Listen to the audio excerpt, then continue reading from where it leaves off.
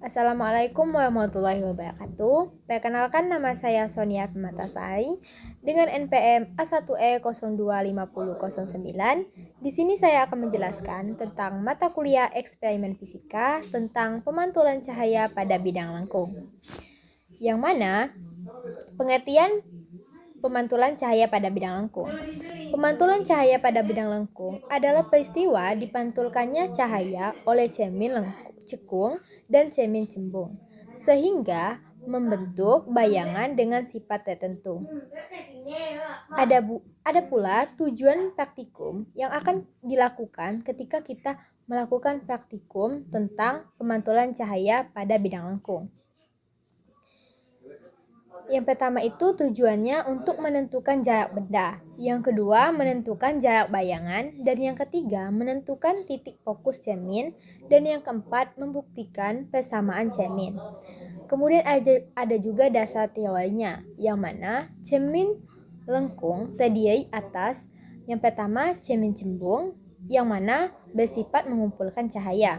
Kemudian ada juga cermin cembung, yang mana bersifat menyebarkan cahaya. Ada juga hukum pemantulan, yang mana terbagi menjadi dua. Yang pertama itu sinar datang, sinar pantul, dan garis normal berada pada satu bidang. Kemudian yang kedua, sudut datang sama dengan sudut pantul.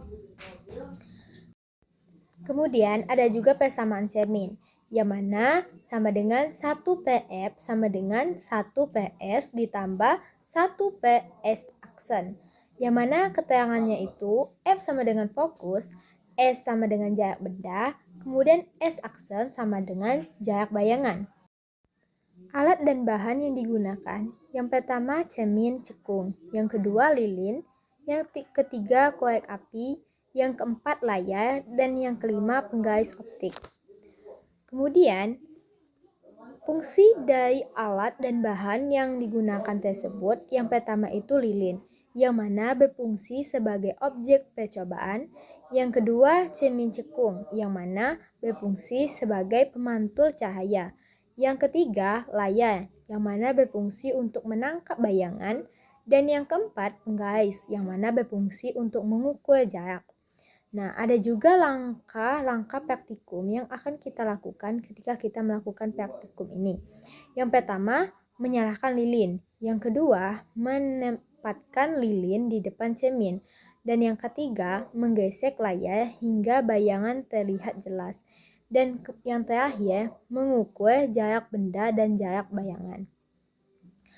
Ada juga kesalahan dalam praktikum ketika kita melakukan praktikum yang mungkin akan terjadi. Yang pertama itu kesalahan membaca skala. Yang kedua, posisi layar kurang tepat. Dan yang ketiga atau yang terakhir, cahaya ruangan terlalu terang.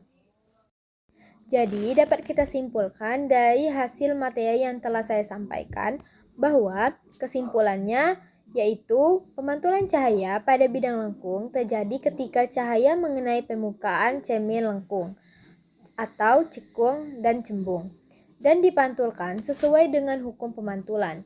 Pada cermin cekung, sinar pantul dapat berkumpul pada satu titik fokus sehingga dapat membentuk bayangan nyata atau maya. Pada cermin cembung, sinar pantul menyebar sehingga bayangan yang terbentuk selalu maya, tegak, dan diperkecil. Dengan demikian, bentuk permukaan cermin lengkung mempengaruhi arah sinar pantul dan sinar bayangan yang dihasilkan. Jadi, itulah materi yang dapat saya sampaikan tentang pemantulan cahaya pada bidang lengkung. Jika ada salah kata atau salah pengucapan dalam saya menyampaikan materi yang telah saya sampaikan, saya mohon maaf. Kepada Allah, saya mohon ampun. Saya akhiri saja. Wabillahi taufiq wal hidayah. Wassalamualaikum warahmatullahi wabarakatuh.